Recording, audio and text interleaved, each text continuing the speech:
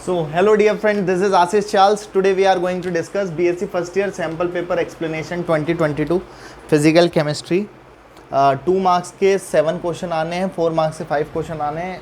हम कुछ क्वेश्चंस को यहाँ पे डिस्कस करने वाले हैं 2-4 मार्क्स के लिए, बीएससी फर्स्ट ईयर वालों के लिए जो सिद्धेश सुमन यूनिवर्सिटी का एग्ज़ाम दे रहे हैं। एचएनबी वालों के लिए भी इसी तरीके के क्वेश्चंस वगैरह आ सकते हैं, तो आओ सीखें। और ये क्लास 12th के लिए भी इम्पोर्टेंट है। वीडियो काफ़ी हेल्प करेगा हर जगह के लिए। हम एक एक करके क्वेश्चन को एक्सप्लेन करते हैं। पहला क्वेश्चन नंबर 1 है, उसी को सबसे पहले सॉल्व कर लेते हैं।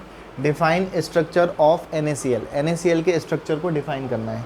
तो NaCl के स्ट्रक्चर को डिफाइन करने के लिए उसने लॉज मेथड कुछ करके बोला है। हम NaCl के स्ट्रक्चर को कैसे डिफाइन करेंगे उसे सीखने की कोशिश करते हैं। आपके पास जो NaCl है उसमें जो Na+ आयन होते हैं वो प्रेजेंट होते हैं आपके पास ऑक्टाहेड्रल वॉइड में, जिसे हम डॉट से प्रेजेंट करने वाले हैं। और Cl नेगेटिव आयन जो होते हैं वो आपके प्रेजेंट होते हैं FCC में। FCC का मतलब होता है, शुरू में क्रिस्टल के वाली वीडियोस देखोगे तो आपको समझ में आएगा, कॉर्नर प्लस फेस सेंटर पर प्रेजेंट होते हैं कौन, एटम साइंस और मॉलिक्यूल, जिससे भी मिलकर वो सॉलिड प्रिपेयर हुआ है। दूसरी चीज़ आती है नेक्स्ट इसमें ऑक्टाहेड्रल वॉइड की। तो ऑक्टाहेड्रल वॉइड क्या होते हैं? ऑक्टाहेड्रल वॉइड की जो पोजीशंस होती हैं किसी यूनिट सेल में, वो होता है बॉडी का सेंटर और प्लस आपका एज का सेंटर। ऐसी जगहें जो बॉडी के सेंटर पर बनती है और एज के सेंटर पर बनती है वो ऑक्टाहेड्रल वॉइड कहलाती है। एक्चुअली ऑक्टाहेड्रल वॉइड क्या है? ऐसी चीज़ जो 6 जगहों से घिरी होती है उसे ऑक्टाहेड्रल वॉइड कहते हैं। माना ये एक बॉल है, एक बॉल ये है, एक बॉल ये है, एक बॉल ये है। बॉल है, चूड़ी नहीं है, और एक बॉल बोर्ड के नीचे है और एक बॉल बोर्ड के ऊपर है। तो वैसे तो ये जगह जो स्पेस आपको दिख रही है वो दिखाई ही नहीं देगी क्योंकि आपने बॉल रख दी है ऊपर से, लेकिन सपोज ट्रांसपेरेंट है और आपको दिख भी रही है, तो इस खाली जगह जो 6 बॉल से घिरी है और ऑक्टाहेड्रल स्ट्रक्चर का फॉर्मेशन कर रही है, इस जगह को कहते हैं ऑक्टाहेड्रल वॉइड। तो जो भी जगह 6 चीज़ों से घिरी होती है उसे ऑक्टाहेड्रल वॉइड कहते हैं। इस तरीके से घिरी हों 6 चीज़ें तो उसे ऑक्टाहेड्रल वॉइड कह देंगे। और ऑक्टाहेड्रल वॉइड जो बनता है वो बॉडी के सेंटर पर और एज के सेंटर पर बनता है। तो NaCl के स्ट्रक्चर को हम डिफाइन करते हैं। तो हम इसके स्ट्रक्चर को प्रिपेयर करने की कोशिश करते हैं। सबसे पहले हम एक क्यूब बना लेंगे, जिसे आप यूनिट सेल भी कहते हैं या यूनिट सेल के नाम से भी जानते हैं। वैसे तो आपके पास 2 तरीके हैं सही से बनाने के लिए। सही तरीका तो ये है कि आप एक एक लाइन जो मेरे साथ बनाते रहो। सबसे पहले एक क्यूब बनाओ, कॉपी पेन पकड़ के बैठ जाओ, और एक लाइन ऐसे, एक लाइन ऐसे, एक लाइन ऐसे, एक लाइन ऐसे। आपने एक प्लेन डाल दिया, फिर आपने एक प्लेन यहाँ से डाल दिया, और तीसरा एक प्लेन आपने कुछ इस तरीके से डाल दिया। ये टॉप बॉटम फेस है, ये टॉप फेस के सेंटर को बॉटम फेस के सेंटर से ज्वाइन कर देंगे, लेफ़्ट फेस के सेंटर को राइट फेस के सेंटर से ज्वाइन कर देंगे, और फ्रंट फेस का सेंटर से बैक फेस के सेंटर को ज्वाइन कर लेंगे। तो ये आपका कुछ 3D structure, 3D space lattice बन जाता है। इस पूरे स्ट्रक्चर में आपके पास Na+ आयन कहाँ कहाँ पे प्रेजेंट है? बॉडी के सेंटर और एज सेंटर। बॉडी का सेंटर है ये, और एज के सेंटर है यहाँ पर, ये एज सेंटर्स हैं, एज सेंटर्स हैं, एज का सेंटर है, ये किनारे हैं, सॉरी ये एज सेंटर्स नहीं है, किनारों का सेंटर। एक किनारा 2 3 4 5 6 7 8, 9वां किनारा, 10वां किनारा, 11वां और 12 एज के सेंटर बनते हैं। यह है Na+ आयन। और Cl नेगेटिव बनाने हैं, जिसे मैं डॉट से दिखाने वाला हूँ। तो Cl नेगेटिव कहाँ पर है? कॉर्नर पर। तो ये Cl नेगेटिव है।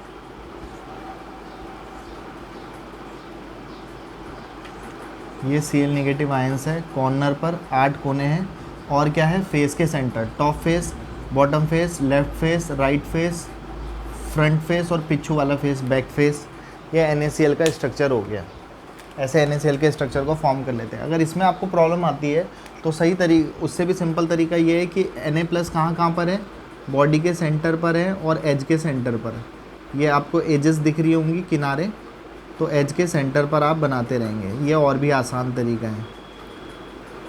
और ये हो गया आपका Na+। और Cl नेगेटिव कहाँ पर है? कॉर्नर पर और plus face centre, top face, bottom face, left face, right face, front face और पिच्चू वाला फेस। तो ये भी एक NaCl का स्ट्रक्चर है शॉर्ट फॉर्मेट में। तो आपके पास टोटल लैटिस पॉइंट कैलकुलेट करते हैं Na+ के लिए। तो Na+ कहाँ कहाँ पर प्रेजेंट है? बॉडी के सेंटर पर है और एज के सेंटर पर। बॉडी के सेंटर पर एक है, इसका पूरी यूनिट सेल में कंट्रीब्यूशन 1 का होता है। एजेस कितनी है टोटल? 12। तो कंट्रीब्यूशन कितना होता है? देखो वहाँ पे आपको ये कोना दिख रहा होगा, यहाँ पर एक गोला लगा है कोने पे। ये जो गोला है वो इस कमरे में तो कंट्रीब्यूट करता ही है, साथ ही साथ इधर राइट वाले कमरे में भी, इसके पीछे वाले रूम में राइट वाले के पीछे। तो ये जो बॉल है, ये एटम आयन मॉलिक्यूल जो इस कमरे में यूनिट सेल में लगा है एज के सेंटर पर, तो ये 4 जगह अपना कंट्रीब्यूशन देता है। तो टोटल तो 12 हैं ये, लेकिन इनका कंट्रीब्यूशन इस कमरे में या इस यूनिट सेल में कितना है? 1/4 का। तो total lattice point for Na+ आएगा, सॉल्व करके 1 + 3 4 हो जाएगा। Total lattice point for Cl-, Cl- कहाँ पर है? कोने पर। कोने वालों का कंट्रीब्यूशन होता है, एक गोला जो उस कोने पे लगा हुआ होगा आपके कमरे के किसी भी कॉर्नर पर देखना, तो उसका कंट्रीब्यूशन इस कमरे में, राइट वाले कमरे में, पीछे वाले कमरे में, राइट के पीछे वाले कमरे में, 4 तो ये हो गए और 4 कमरे ऊपर भी हैं। तो इस कमरे में उसका कंट्रीब्यूशन 1/8 का होता है। प्लस फेस के सेंटर 6 फेस होती है, front face, back face, top face, bottom face, left face और राइट फेस। तो इस तरीके से जो ये एक फेस है, इसका ये सेंटर मान लिया, तो इस बॉल या एटम आयन मॉलिक्यूल आधा तो इस कमरे में कंट्रीब्यूट कर रहा है और आधा पीछे वाले कमरे में। तो इस कमरे में इसका कंट्रीब्यूशन कितने का है? हाफ का है। तो total lattice point for Cl- निकालेंगे जो कि 4 आ जाएगा। तो NaCl का असली फॉर्मूला देखा जाए तो एक्चुअली Na4Cl4 होता है। तो एक NaCl में के 1 मोल में 4 एक्चुअली मॉलिक्यूल प्रेजेंट होते हैं। इससे रिलेटेड कुछ क्वेश्चंस भी पूछे जाते हैं, इस बात को ध्यान रख सकते हैं। नेक्स्ट क्वेश्चन NaCl के स्ट्रक्चर से पूछा जाता है, coordination number of Na+ ion. वैसे भी Na+ आयन ऑक्टेडल वॉइड में था तो 6 ही चीज़ों से घिरा हुआ होगा। अब यहाँ देख लो, एक Na+, एक Cl, 2 Cl, तीसरा Cl, चौथा Cl, पांचवा Cl और छठवें Cl, 6 Cl- से घिरा है। तो कोऑर्डिनेशन नंबर ऑफ Cl-, और Cl- भी कितने से घिरे हुए हैं? ये Cl- है, एक Na+, दूसरा Na+, तीसरा Na+, चौथा Na+, पांचवा, और एक ऐसे ही ऊपर की तरफ भी होगा, इनफाइनाइट है ये। तो NaCl ये कितने हैं? एक Cl- भी 6 Na+ से घिरा हुआ है। तो अपने पड़ोस में कितनी चीज़ों से घिरा हुआ है उसे उसका कोऑर्डिनेशन नंबर कहते हैं। तो ये आपके Na+ और Cl- के कोऑर्डिनेशन नंबर 6 आते हैं। टोटल लेटिस पॉइंट 4 आते हैं। और NaCl का स्ट्रक्चर कुछ इस तरीके का होता है। पॉज करके स्क्रीनशॉट ले लें, आपका एक क्वेश्चन हो गया। आगे बढ़ जाते हैं नेक्स्ट क्वेश्चन में।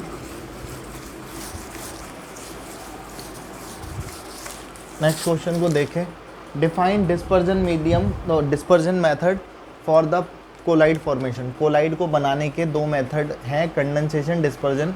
कल की वीडियो में भी मैंने ये बोला था और हम अभी भी वही बात कह रहे हैं। अभी फ़िलहाल उसने डिस्पर्जन मेथड को डिफ़ाइन करने के लिए कहा है।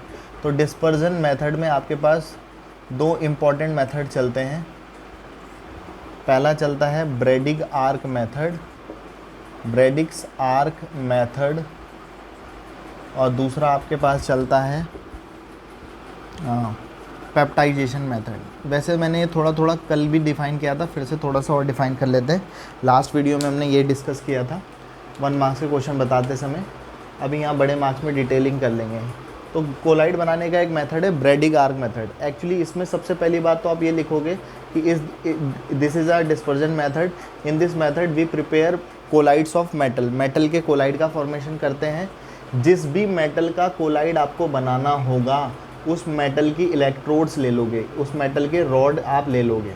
जैसे सिल्वर का बनाना है, गोल्ड का बनाना है, जिंक का बनाना है, कॉपर का बनाना है, जिस भी मेटल का आपको बनाना है उस मेटल के इलेक्ट्रोड्स आप बना लोगे और उसे एक सॉल्यूशन में डाल दोगे। कौन से सॉल्यूशन में डालना है वो आपको याद रखना है। एक तो KOH का सॉल्यूशन होगा, वाटर होगा, H2O वाटर प्रेजेंट होगा।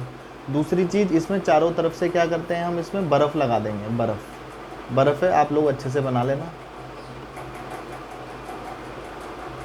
ऐसे गोले गोले से बना देंगे। ये आइस है। एक्चुअली इसका काम क्या अभी बताते हैं। एक्चुअली आप बाहर से इलेक्ट्रिकल आर्क पैदा करते हो। आर्क मतलब आप उसे गर्म कर रहे हो, हीट कर रहे हो, इलेक्ट्रिक करंट प्रोवाइड कर रहे हो। इतना गर्म कर दे रहे हो कि ये मेटल की जो इलेक्ट्रोड्स है वो पिघल जा रही हैं और पिघलने के बाद और गर्म करने पर इनकी वेपराइजेशन होने लग जा रहा है। तो ये उड़ जाएंगी। मेटल के जो इलेक्ट्रोड्स है वो मेटल पिघल के वेपराइज हो करके उड़ने लगेगा। जब ये उड़ने लगेगा, क्योंकि चारों तरफ से हमने ठंडा करने के लिए बर्फ़ लगाई है, तो ये जो वेपर बन रही है वो कंडेंस होकर के यहीं इकट्ठा हो जाएगी, और यहीं इकट्ठा हो जाएगी तो इसको हम क्या कर लेंगे, रॉड को हटाएंगे, एक फ़िल्टर पेपर से इसको छान लेंगे। Parchment membrane, animal membrane, vegetable membranes का इस्तेमाल कर सकते हैं। जो जिगमॉन्डे ने कोलाइड की सबसे पहली डेफिनेशन बताई थी, उन्होंने कहा था जो पार हो जाते हैं वो क्रिस्टलॉइड, जो मेम्ब्रेन में रह जाते हैं वो कोलाइड। तो हम इसे पार कर लेंगे और जो बच जाएंगे यहाँ पे तो वो हमारे कोलाइड बन जाएंगे। ऐसे करके कोलाइड का फॉर्मेशन कराया जाता है ब्रेडिक्स आर्क मेथड में। अब पेप्टाइजेशन क्या है? पेप्टाइजेशन में क्या होता है कि जो कोलाइड हमें इस मेथड से मिला है वो आपका स्टेबल नहीं बन पाता। तो हमारा जो फ्रेश कोलाइड यहाँ पे से आया है, हम उसको स्टेबल बनाने के लिए क्या करते हैं, उसमें कुछ इलेक्ट्रोलाइट मिला देते हैं। इलेक्ट्रोलाइट वो होते हैं जो अपने आयंस में टूट जाते हैं। Acid, base, HCl, NaOH, KCl कुछ भी मिला सकते हैं। तो इलेक्ट्रोलाइट मिलाया ताकि ये क्या बन जाए, स्टेबल कोलाइड बन जाए। तो फ्रेशली प्रिपेयर्ड कोलाइड में इलेक्ट्रोलाइट मिलाने पर स्टेबल कोलाइड में कन्वर्ट करने की प्रोसेस को पेप्टाइजेशन या पेप्टीकरण कहते हैं। तो ये आप ध्यान रख सकते हो इस पेप्टाइजेशन मेथड को। और इसमें क्या होता है, एक्चुअली मैं एक टॉपिक और आगे बढ़ जाता हूँ कि जब हम इसमें इलेक्ट्रोलाइट मिलाते तो हम सोचते तो ये हैं कि ये बने, लेकिन ये स्टेबल कोलाइड ना रह करके सस्पेंशन पार्टिकल में बदल जाते हैं। सस्पेंशन वो होते हैं जो कोलाइड से बड़े साइज़ वाले होते हैं। तो ये सस्पेंशन पार्टिकल में बदल जाएंगे। कोलाइड एक्चुअली होना तो ये चाहिए था, लेकिन सीधे ये हो जाता है, तो इसे कहते हैं कोगुलेशन। ये कन्वर्ट होने की प्रोसेस को कोगुलेशन, फ्लोक्यूलेशन या प्रेसिपिटेशन कहते हैं। कोगुलेशन, फ्लोक्यूलेशन या प्रेसिपिटेशन कहते हैं। मैं एक क्वेश्चन और डिस्कस करने जा रहा हूँ, गोल्ड नंबर। फ़िलहाल तो मैं एक टॉपिक और डिस्कस कर चुका हूँ, कोगुलेशन। तो कोगुलेशन, फ्लोक्यूलेशन या प्रेसिपिटेशन, क्योंकि ये सस्पेंशन बड़े पार्टिकल है, भारी हो जाएंगे, नीचे जम जाएंगे, प्रेसिपिटेट बना लेंगे, तो इसलिए इसे कोगुलेशन, फ्लोक्यूलेशन या प्रेसिपिटेशन भी कहते हैं। तो अब एक्चुअली हम नहीं चाहते कि ये सस्पेंशन में बदले, हम चाहते हैं स्टेबल कोलाइड रहे। पहले मैं आपको क्लियर कर लूँ कि आपके पास ये वाला जो क्वेश्चन पूछा था वो आपका हो गया, यहीं पे ख़त्म हो गया। पहला और दूसरा दोनों क्वेश्चन निपट गए, 2 मेथड आपने बता दिए। उससे मैं आगे कुछ और टॉपिक्स पे बात कर रहा हूँ, जैसे कोगुलेशन पे, सस्पेंशन पे और प्रेसिपिटेशन पे। अब एक्चुअली हम चाहते हैं कि हम इलेक्ट्रोलाइट भी मिला लें और वो भी ना कन्वर्ट हो, मतलब ये चीज़ इसमें ना बदले, हमारा स्टेबल कोलाइड ही रहे। तो एक्चुअली जब हम ये चीज़ इसमें ना बदले, इलेक्ट्रोलाइट मिलाने से वो डायरेक्ट उसमें बदल जा रहा था, तो साथ ही साथ हम यहाँ पर प्रोटेक्टिव कोलाइड मिलाते हैं। क्या मिलाते हैं? Protective colloid. Protective colloid protect करते हैं इसको, इसमें कन्वर्ट होने से बचा देते हैं, प्रोटेक्ट कर लेते हैं, रक्षण कर देते हैं, इसलिए इन्हें रक्षी कोलाइड कहते हैं। जो आप मिलाते हो, इलेक्ट्रोलाइट तो मिला ही रहे थे पर वो हो जा रहा था, लेकिन आप उसे बचाने के लिए प्रोटेक्टिव कोलाइड मिलाते हो।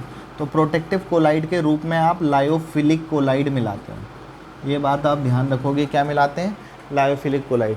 इस फिनोमिना को कि ये इसमें ना बदले, आपने प्रोटेक्टिव कोलाइड या लायोफिलिक कोलाइड मिलाया था, इस फिनोमिना को या प्रोसेस को प्रोटेक्शन कहते हैं।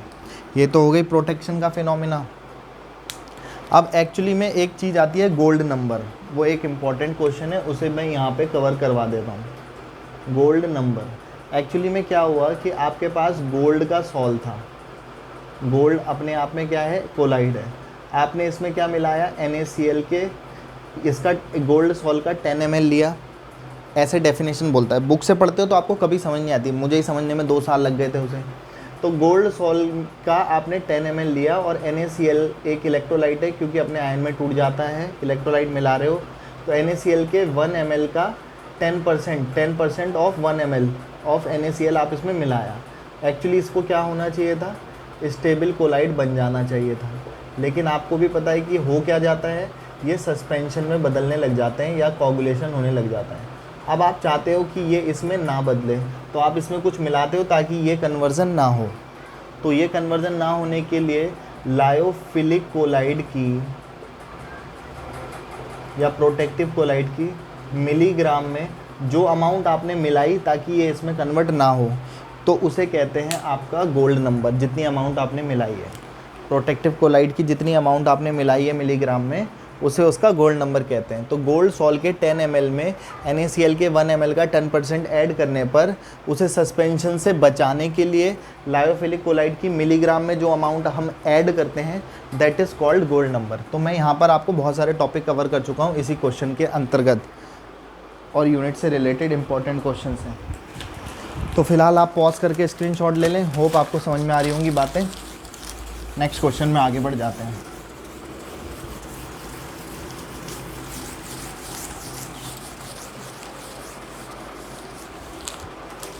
नेक्स्ट क्वेश्चन है आपके पास डिराइव काइनेटिक गैस इक्वेशन। ये मैं बता सकता हूँ लेकिन मैंने इसको बताया हुआ है, मैं लिंक डिस्क्रिप्शन में डाल दूंगा। काइनेटिक गैस इक्वेशन का derivation, kinetic gas equation PV = 1/3 mv² होती है। काफ़ी बड़ा डेरिवेशन है, तो मैं उसे पहले ही डिस्कस कर चुका हूँ, इसलिए मैं लिंक डिस्क्रिप्शन में डाल दूंगा, वहाँ से जा कर के देख लेना वीडियो, आपको समझ में आ जाएगा।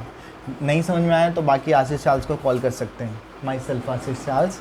Derive rate constant for first order reaction. First order reaction के लिए रेट कांस्टेंट निकालना है। तो सबसे पहले तो हम एक केमिकल रिएक्शन ले रहे हैं। Let a first order reaction is, माना कोई फर्स्ट ऑर्डर रिएक्शन ये हो रही है, रिएक्टेंट से प्रोडक्ट बन रहा है। Initially the concentration of capital A reactant is A मोल पर लीटर। माना कि शुरुआत में जब रिएक्शन स्टार्ट ही नहीं हुई तो प्रोडक्ट कुछ भी नहीं बना होगा, तो इसका कंसंट्रेशन A मोल पर लीटर था। आफ्टर T सेकेंड X मोल पर litre molecule will be converted into product. X मोल पर लीटर मॉलिक्यूल प्रोडक्ट में कन्वर्ट हो गए। The rest amount of reactant will be A - X मोल पर लीटर। रिएक्टेंट की अमाउंट ये रह जाएगी। फिर हमने क्लास 11 में सीखा था law of mass action, according to law of mass action, और हमने बताया है केमिकल काइनेटिक्स में कि समय के साथ साथ रिएक्टेंट की कंसंट्रेशन में चेंज को ही रेट कहते हैं। तो ये रेट है actually. The rate of reaction, according to this the rate of reaction is directly proportional to the molar concentration of reactant. Reactant कौन है? ए।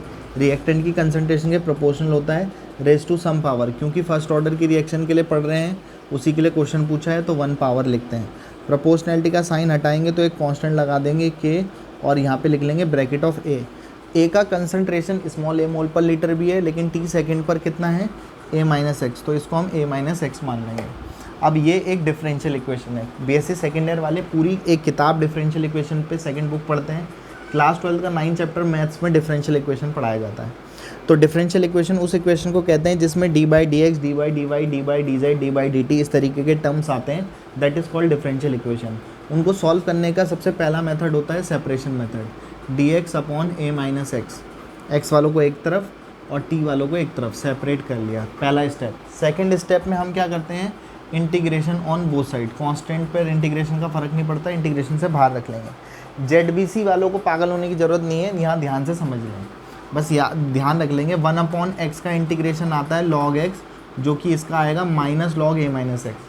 जो PCM वाले हैं वो ध्यान से सुन ले कि आप 7.2 एक्सरसाइज 12th में पढ़ के आए होंगे या पढ़ रहे होंगे या पढ़ोगे, तो उसमें हम A - X को t पुट कर लेंगे, -dx को dt पुट करते हैं, सॉल्व करते हैं, ये आंसर आता है। तो ZBC वाले सीखने के बाद गलत करके आओ, उससे अच्छा है ना सीख के सही करके आओ, इसका आंसर ये आता है। क्योंकि मैं कन्फ्यूज़न पैदा नहीं करना चाहता, मैं इंटीग्रेशन नहीं पढ़ा रहा हूँ, हमारा उद्देश्य कुछ और है। ये बात समझ में आ गई। फिर इनिशियली हमें जब भी इंटीग्रेशन करते हैं तो उसके आंसर एग्जैक्ट नहीं आते हैं, तो उसको बैलेंस करने के लिए हम एक इंटीग्रल कांस्टेंट और ऐड कर लेते हैं। क्यों नहीं आते हैं आंसर एग्जैक्ट? क्योंकि हमारे पास कोई रेंज नहीं है कि कहाँ से कहाँ तक हम उसको ऐड कर रहे हैं, इंटीग्रेट कर रहे हैं। तो हमें जब रेंज पता नहीं होती तो एक कांस्टेंट लगाना होता है। 7.6 एक्सरसाइज 12th में सीखते हैं, तो वहाँ लिमिट दी होती है, तो वहाँ C की वैल्यू नहीं पुट करते हैं। तो खैर यहाँ पे C लगाया है, इसको हटाना है हमको। तो हम इनिशियल कंडीशन से जाते हैं। जब टाइम t 0 था तो ये प्रोडक्ट की अमाउंट x है, x कितना था उस समय? 0 था। ये सेकंड इक्वेशन मान लेते हैं। तो इनिशियल कंडीशन ये है, तो फर्स्ट और सेकंड से क्या मिलेगा? t की वैल्यू 0 लगा दो, x की जगह 0 लगा दो, तो c की वैल्यू आ गई -log a। इसको थर्ड पढ़ लेते हैं। नाउ फर्स्ट और थर्ड से क्या एम्प्लॉय होगा? -ln A - X। Actually log को नेचुरल लॉग कहते हैं जनरली। kt और log c की वैल्यू कितनी आई है? -log a। हमारा फॉर्मूला है रेट कांस्टेंट के लिए निकालना है, तो रेट कांस्टेंट k की वैल्यू चाहिए, तो हम बाकी चीज़ों को एक तरफ सॉल्व रख लेंगे। -log a इधर जाएगा तो प्लस का log a बन जाएगा, और log A - X माइनस का चल ही रहा था। इक्वल टू आ गया आपका के टी। तो log m minus log n, log m minus log n, log m upon n होता है जो कि आ गया के टी। के बराबर आएगा 1/t log a upon a minus x. Actually ये नेचुरल लॉग है, इसे 10 बेस पे कन्वर्ट करने के लिए 2.303 से मल्टीप्लाई करते हैं।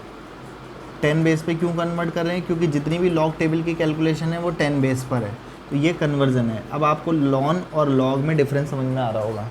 ये फर्स्ट ऑर्डर रिएक्शन का रेट कांस्टेंट का फॉर्मूला होता है। इसकी यूनिट से क्वेश्चन पूछा जाता है। इसकी यूनिट है आपके पास मोल पर लीटर। मोल पर लीटर में से मोल पर लीटर माइनस होगा, यूनिट मोल पर लीटर बचेगी। 5 मोल पर लीटर में से 3 मोल पर लीटर माइनस करोगे तो 2 मोल पर लीटर। मोल पर लीटर से मोल पर लीटर कैंसिल हो जाएगा।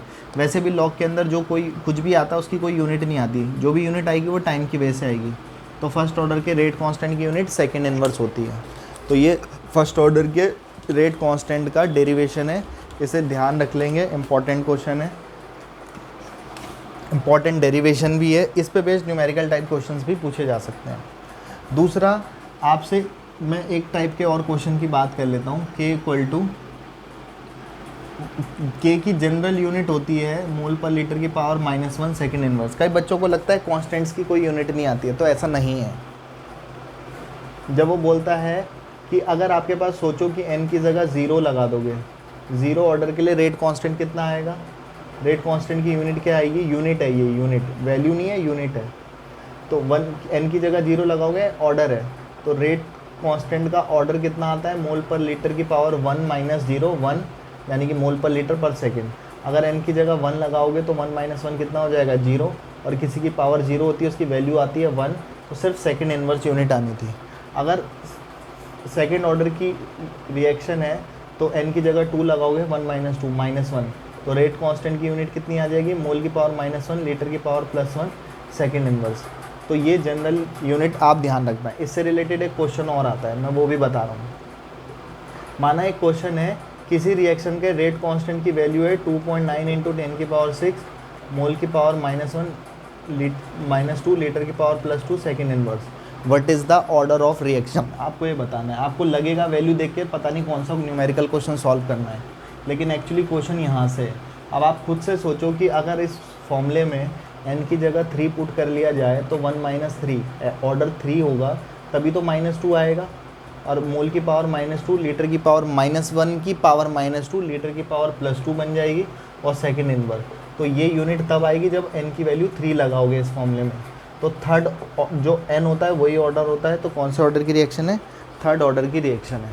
तो आपको मैं एक क्वेश्चन और भी बता दिया एक्स्ट्रा, मैं चीज़ें और भी एक्सप्लेन कर रहा हूँ, टॉपिक्स भी डिस्कस कर रहा हूँ साथ साथ, तो इसलिए क्लासेस बहुत इंपॉर्टेंट है। ध्यान से क्वेश्चंस देखते रहें, इंपॉर्टेंट चीज़ें चल रही है सब। पॉज करके स्क्रीनशॉट ले लें, हम मिटा करके नेक्स्ट क्वेश्चन में आगे बढ़ जाते हैं। कहीं पे बाकी कोई दिक्कत होती है तो आप लोग पूछ सकते हो। और वीडियोस को लाइक, शेयर, सब्सक्राइब भी करते रहा करें। वैसे मुझे बोलना अच्छा नहीं लगता, मैं कभी बोलता भी नहीं हूँ किसी वीडियोस में, पर फिर भी काफ़ी मेहनत लगती है, तो आप लोग इतना ख्याल रख लिया करें ताकि और मोटिवेशन मिल जाए कि हम भी काम ठीक ठाक से कर लें। अदरवाइज़ तो मन ही नहीं करेगा काम करने का। खैर वो तो मैं अपने इंटरेस्ट के लिए करता हूँ, तो मुझे तो अच्छा लगता है। खैर, half life for first order reaction given है, आपको कैलकुलेट करना है रेट कांस्टेंट, और फिर आपको ये सब भी कैलकुलेट करने हैं। T90%, इनके क्या मतलब है पहले उसे समझ लेते हैं। सबसे पहले तो फर्स्ट ऑर्डर रिएक्शन के लिए जो बात हम जानते हैं, हम ऐसे लिखेंगे, हम बहुत समझदार हैं और हम जानते हैं K = 2.303/T log A/A-x होता है। अभी हमने बताया था कि अगर कोई रिएक्शन ये हो रही है तो हाफ लाइफ का मतलब होता है कि आधा रिएक्टेंट बच गया और 50% ये बच गया और 50% प्रोडक्ट बच गया। तो जिस टाइम पर ऐसा होगा उसी को हाफ लाइफ कह देंगे। तो हाफ लाइफ तो आपको गिवन है, इसको मैं हाफ लाइफ कह देता हूँ। तो A तो इनिशियल कंसंट्रेशन थी, हमने 100% मान लिया, तो बची भी परसेंट A-x क्या होता है? रिएक्टेंट की बची भी अमाउंट होती है, क्योंकि x प्रोडक्ट में बदल जाता है। इससे पहले भी बताया था, शुरुआत में A था तो 0 था, x इसमें बदल गया तो बचा कितना? तो A-x किसकी अमाउंट को प्रेजेंट करता है? रिएक्टेंट की। तो जब ये रिएक्टेंट की अमाउंट को प्रेजेंट कर रहा है तो रिएक्टेंट A-x की जगह क्या आ जाएगा आपके पास फॉर्मूले में? 50। सॉल्व करोगे log 2, K = 2.303 upon T half जो कि 10 मिनट था, log 2 की वैल्यू होती है 0.3010 डेसिमल। बाकी इसको आप सॉल्व कर लोगे, डिवाइड करोगे, जो भी सॉल्व करके आपका आंसर आएगा वो आपका ये सेकंड इसकी यूनिट होती है, ऊपर जाके सेकंड इन्वर्स। वैसे भी फर्स्ट ऑर्डर की रेट कांस्टेंट का यूनिट सेकंड इन्वर्स ही आना चाहिए, वही दिखाई भी दे रहा है। नेक्स्ट एक क्वेश्चन तो आपका हो गया। दूसरा उसने पूछा T90%, तो देखो हाफ लाइफ तो आपका दे रखा है 10 मिनट। अब हम यहाँ पे एक एक करके क्वेश्चन सॉल्व करने की कोशिश करते हैं, आओ सीखें। सबसे पहले टी हाफ इक्वल टू आएगा 2.303 अपॉन के, जो फॉर्मूला पढ़ा ही था, log a upon a minus x. तो a upon a minus x, तो a की जगह तो ये आ जाएगा। हाफ लाइफ के लिए बची हुई अमाउंट कितनी होगी। दूसरा चीज़ पूछा है, ये तो गिवन था 10 मिनट, लेकिन दूसरी चीज़ आपसे पूछी है, आप इसे सॉल्व मत करना अभी, ये आंसर तो आ गया, लेकिन हमें ये और ये कैलकुलेट करने हैं, तो ये इन्हीं के बेसिस पर कैलकुलेट होने वाले हैं, तो उसे समझने की कोशिश करते हैं, आओ सीखें। तो T90% का परसेंटेज में जब हम बात करते हैं तो प्रोडक्ट के रिस्पेक्ट में कहते हैं, इसका मतलब 90% प्रोडक्ट बन चुका है, तो रिएक्टेंट कितना बचा होगा 10%। 2.303 अपॉन के log a upon a minus x, 90% complete हो गया, बचा कितना, इतना। T99.9% निकालना है, तो 2.303 अपॉन के log 90% तो 99.9% कम्प्लीट हो गया, तो रिएक्टेंट की बची हुई अमाउंट a माइनस एक्स होता है फॉर्मूले में, तो बची हुई अमाउंट कितना हो जाएगा आपके लिए 0.1%। ये क्वेश्चन नंबर 3 पढ़ लेते हैं। अब एक एक करके इसे सॉल्व कैसे करेंगे, कितना भी परसेंटेज पूछा हो हम कैसे कैलकुलेट कर सकते हैं। Now second equation divided by first. ऐसा फ़ायदा क्या हुआ कि मैंने इसे सॉल्व नहीं किया पूरा, तो इससे ये कैंसिल हो जाएगा, यही सोच करके। वैसे तो के की वैल्यू भी आपने निकाल ली थी, आप पुट कर सकते थे, पर कैलकुलेशन बढ़ाने की ज़रूरत नहीं है, ये दिमाग का खेल है कि आप कैलकुलेशंस कम कर सकते हो अपने। तो जब आप T90% divided by T half equal to इससे तो ये कैंसिल हो गया, 0 से ये कैंसिल हो गया, और ये 52 जो 100 होता है, तो ये बचा log 10 अपॉन log 2। तो आपको क्या करना है, log 10 की वैल्यू होती है 1, log 2 की वैल्यू होती है 0.3010। अब आप T90% निकालोगे तो टी हाफ की वैल्यू को यहाँ पुट कर लोगे, यहाँ क्रॉस मल्टीप्लाई कर लोगे, तो T90% equal to T half upon 0.3010। T half कितना दिया था 10 मिनट, बाकी डेसिमल हटाओ, डिवाइड करो, सॉल्व करो, वो आपका काम है। Next equation number 3 divided by first. T90% आपका सॉल्व हो जाएगा इसकी कैलकुलेशन से। टाइम है तो मिनट में ही आंसर आ जाएगा, मिनट में दिया था ना, 10 मिनट गिवन था तो मिनट में, सेकंड में दिया होता तो सेकंड में आंसर आ जाता है। इस थर्ड से मैं इसको फर्स्ट को डिवाइड कर रहा हूँ, तो क्या दिखाई देगा, T99.9% divided by T half equal to, इससे ये कैंसिल हो जाएगा, डेसिमल हटाओगे तो 0 आ जाएगा, ये बनेगा 10 की पावर 3, 1000 को 10 की पावर 3 लिख सकते हैं, और डिवाइडेड बाय log 2। तो T99.9% निकालोगे, पहले तो इसी को सॉल्व कर लेते हैं। ये कितना बनेगा 3 log 10, log m की पावर n, फॉर्मूला होता है n log m, पावर आगे आ जाती है, और log 2। अब आपको T99.9% कैलकुलेट करना है। log 10 की वैल्यू होती है 1, तो 3 बन जाए, ये तो आ गया 3। log 2 की वैल्यू होती है 0.3010, वो तो यही है। अब यहाँ पे नीचे था टी हाफ को यहाँ ले गए जो कि 10 था, तो कितना आ जाएगा 30 अपॉन 0.3010 मिनट, जो भी आएगा सॉल्व करके मिनट में आंसर आ जाएगा। तो डिवाइड आपको करना है, आप आंसर निकाल लोगे। पॉज करके स्क्रीनशॉट लेने, कोई प्रॉब्लम आए तो पूछ सकते हैं।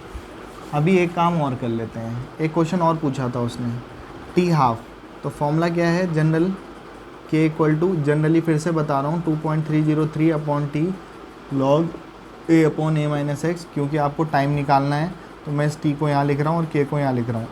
तो 100% निकालने के लिए 2.303 अपॉन k log a क्या होगा 100%, शुरुआत का कंसंट्रेशन 100%, a माइनस एक्स बची हुई अमाउंट है। अब वो बोल रहा है 100% रिएक्शन कंप्लीट हो चुकी है, तो बचेगी कितनी रिएक्टेंट, कितना बचेगा, जब सब प्रोडक्ट में बदल गया तो 0। समथिंग अपॉन जीरो आता है इन्फानाइट, लॉग इन्फिनेटिव की वैल्यू आती है infinitive, infinitive into something constant is equal to infinite. तो कितना समय लगेगा फर्स्ट ऑर्डर की रिएक्शन को कंप्लीट होने में? इन्फानाइट मिनट लगता है। तो इस बात को आप स्पेशली ध्यान रखोगे कि फर्स्ट ऑर्डर की रिएक्शन को कंप्लीट होने में इन्फानाइट मिनट लगते हैं। तो होप आपको ये समझ में आ गया होगा। इसको मैं वहीं पे लिंक डाल दूंगा, उससे कर लेना। बाकी मैं कुछ क्वेश्चन डिस्कस कर चुका हूँ। बाकी फ़िलहाल तब तक के लिए जी लो अपनी ज़िंदगी। नेक्स्ट वीडियो में पियेंगे आप लोगों का खून। Have a good day, goodbye, good night, शुभ रात्रि। Thank you.